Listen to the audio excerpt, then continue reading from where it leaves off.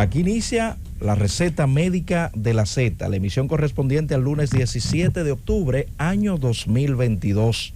Como siempre, los saludos a la alta gerencia de esta emisora, don Bienvenido, doña Isabel, don Bienchi, que siempre ponen a la disposición del pueblo dominicano esta estación con el objetivo de informar, orientar y educar al pueblo dominicano. Lunes urológico. Buenos días, doctor Pablo Mateo. Muy buenos días. Primero que todo, agradecer a Dios Todopoderoso que nos permite levantarnos. Gracias al señor Bienvenido Rodríguez por permitirnos llegar a tanta gente, tanto aquí en nuestro país como en el resto del mundo. Estamos en la receta médica de la Z101, lunes urológico. Hoy tenemos un tip informativo. Es una de las cosas, Roberto y Wellington, que más me apasiona y que más alimenta mi espíritu. La Fundación Dominicana de Urología, CDD Radioterapia, Clínica Abreu y Laboratorio Farmatech invitan a todos los hombres por encima de los 45, 50 años de edad a que nos visiten el próximo sábado 5 de noviembre a partir de las 8 de la mañana en el Hospital Regional Dr. Alejandro Cabral de la provincia de San Juan de la Maguana. Esos hombres de Vallejuelo, del Cercado, de las Matas de Farfán, de Juan de Herrera, todos tienen cita con decenas de urólogos que estaremos dando consulta de manera gratuita.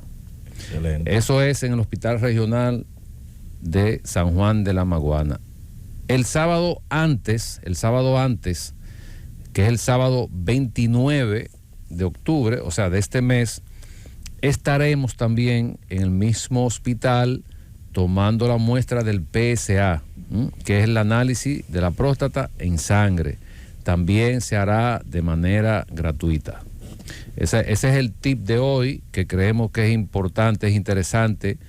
Tenemos que aportar nuestro granito de arena para esos hombres que probablemente no tienen la información o no tienen la facilidad pues de visitar un urólogo. Tendrán pues la facilidad de visitarnos y ahí le estaremos dando las consultas gratis. Y para continuar, algunas noticias interesantes.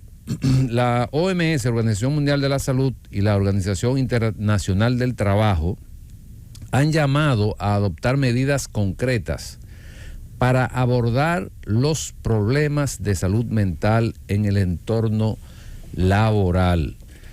Se estima que cada año se pierden 12.000 millones de días de trabajo debido a la depresión y a la ansiedad, lo que cuesta a la economía mundial casi $1 billón.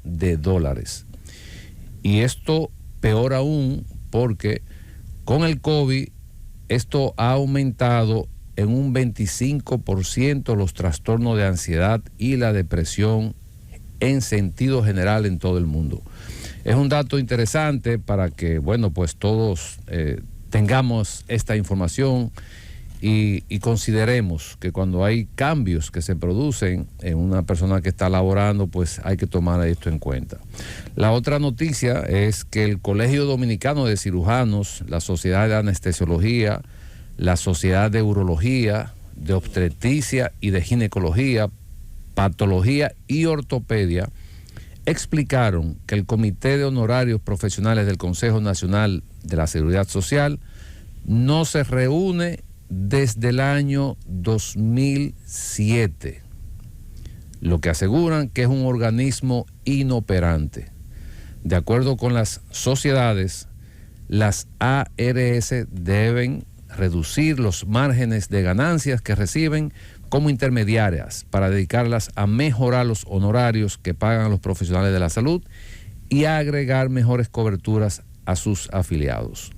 Esas son las noticias que tenemos para el día de hoy. Muy buenos días, Wellington, Roberto. Sí, buenos días. De vuelta usted a sus lunes urológicos, hizo muchísima falta. El lunes pasado dimos las excusas de que se quedó varado por ahí. Bueno, lo extrañamos mucho. Buenos días, Roberto. Buenos días, doctor. Y buenos días a todas esos radioescuchas súper fieles que siempre nos sintonizan. Hay un tema sumamente importante, como cada lunes, a tratar en el día de hoy. Sí, el tema de hoy vamos a tener al doctor Pablo Mateo hablándonos de mínima invasividad en el manejo urológico, hablando de los problemas prostáticos por hiperplasia y cómo lo podemos manejar mínimamente invasivo. Estaremos hablando de tecnologías como el Rezum, que es una de las alternativas en terapia, y vamos a ir explicando cuándo utilizarla y cuáles son sus beneficios. Hablaremos de un catéter o stent prostático y de la cistoscopia digital. Tenemos hoy el lujo de tener, no como entrevistador, sino desarrollando el tema. Él está en la silla. Está en la silla, sí. De los acusados. Y lo tenemos aquí entonces desarrollando este tema súper interesante. Sí, gracias. Trataremos 3 temas, pero lo quise hacer así porque, bueno, Dios nos ha dado el privilegio de que somos pioneros y hasta el momento somos el único centro que está certificado para realizar la técnica. Entonces, creo que pues nuestros radio oyentes se merecen estas informaciones. Por eso fíjense que tenemos 3 temas. Que pudimos haber hecho un tema un día, otro día, pero creo que se pueden tratar los 3. Los 3 temas son el Rezum, que es el vapor de agua para tratar el crecimiento de la próstata, la cistoscopía digital con tecnología NBI y el stent prostático. Entonces, podemos iniciar, por ejemplo, hablando de lo que es el stent prostático. El stent prostático, así mismo como se conoce mucho más en la población cuando hablan, no, le pusieron un stent por un problema cardíaco, por ejemplo. ¿Y qué es un stent? Un stent es un dispositivo que se coloca, por ejemplo, desde el punto de vista cardiovascular, se instala en una arteria que está obstruida para que pueda fluir la sangre. Pues nosotros estamos también instalando stent prostático. ¿Cuál es la finalidad de este tipo de dispositivo? Bueno, ese paciente que tiene una sonda puesta porque ya va para una cirugía de próstata, pero no puede orinar, no puede miccionar, y por alguna condición, puede ser cardíaca o de otra índole, ese paciente no va a someterse a la cirugía en este momento, entonces se le puede colocar un stent que puede durar de 3 a 4 meses. Ese stent va colocado en la uretra prostática. Entonces el paciente no tiene que andar con sonda, sino que va a tener su stent, pero va a poder orinar como si fuera con una sonda. El dispositivo tiene una duración de 3 a 4 meses. Entonces, eso es con relación al stent. No sé si tienen alguna... Ese dispositivo se coloca, ¿por qué vía, maestro? Se coloca a través de la uretra, una pregunta muy, muy interesante. Eso se hace en el consultorio, con un poco de anestesia local en gel. Es como si fuera a colocar una sonda.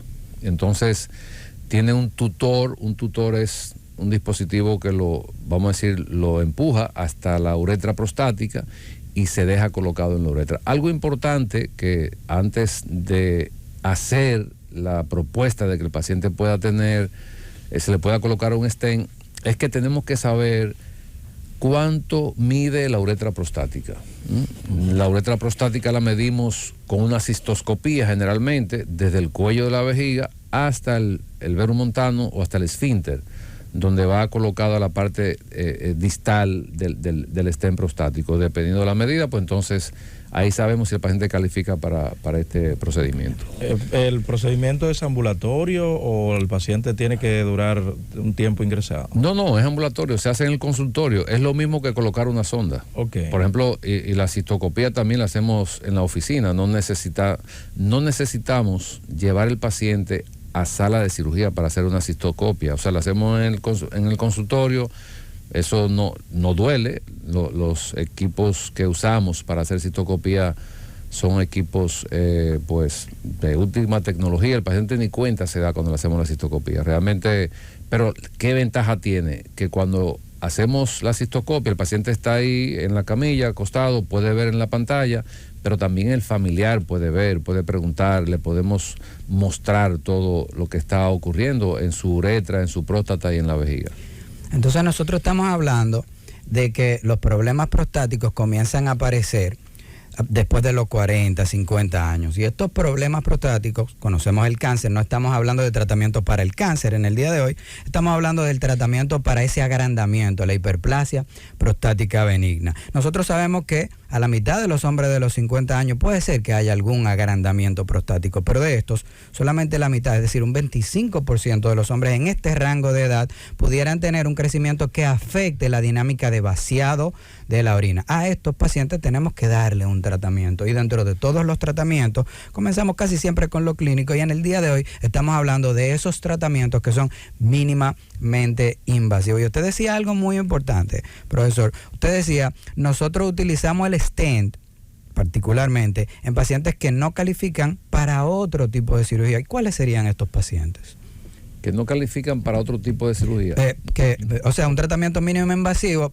¿Cuándo nosotros elegimos el stent, por ejemplo, versus otro tipo de tratamiento? Bueno, porque el stent no es un tratamiento per se, es un, vamos a decir, una opción, por eso expliqué para ese paciente que hay que colocarle una sonda, una sonda vesical, una sonda uretral que lleva un colector, y el paciente no quiere tener la sonda por la molestia y por la incomodidad, y entonces si ese paciente va para una cirugía de próstata y no quiere tener la sonda hasta que el cardiólogo no autorice, por poner un ejemplo, entonces ese paciente se podría beneficiar de un stent.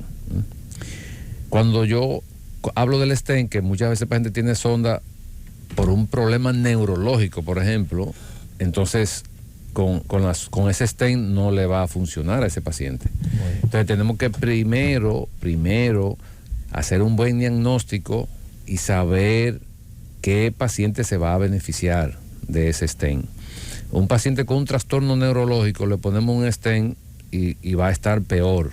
¿Por qué? Porque va a tener que usar un pamper, porque no va a tener control de la orina. Es un problema neurológico. En este caso realmente no está indicado este tratamiento. Usted decía que el stent podría durar de 3 a 4 meses. Exacto. Y si en caso de que sea una sonda, ¿cuánto puede durar? ¿Cuál es la diferencia? Bueno, que la sonda hay que cambiarla cada 4 semanas. Okay. Tiene más probabilidad de infectarse porque la sonda está en la vejiga, pero también hace contacto con el exterior. Y por más cuidado que el paciente tenga, hace contacto con bacterias. Este es un paciente que casi siempre está infectado. Cuando se va a hacer cambio de sonda, el cambio de sonda produce mucho problema en nuestra sociedad, que eso yo creo que es un tema que debemos sacar un día para hablar de la sonda, porque la sonda, una sonda uretral en un paciente con un problema prostático, un problema de vejiga, o un paciente que va a cirugía de otra cosa, le coloca una sonda, y yo creo que debemos entrenar más al personal médico cómo colocar una sonda, cuáles son los parámetros, cuáles son los factores más importantes a tomar en cuenta. Muchos pacientes, después que le colocan una sonda, le trastornan la uretra, hay muchas lesiones que se producen por diferentes razones. Entonces es muy delicado el manejo de una sonda uretral. Esa sonda hay que cambiarla cada 3 o cada 4 semanas. Entonces se evita esa manipulación constante de las vías urinarias. Por ende, disminuye de manera importante un proceso infeccioso en ese paciente. Las infecciones son una de las condiciones que más problemas, más muerte producen en las sociedades. Entonces, la ventaja del stent en ese paciente que puede orinar, pero tiene que ser con sonda, entonces sí es conveniente. Muy bien.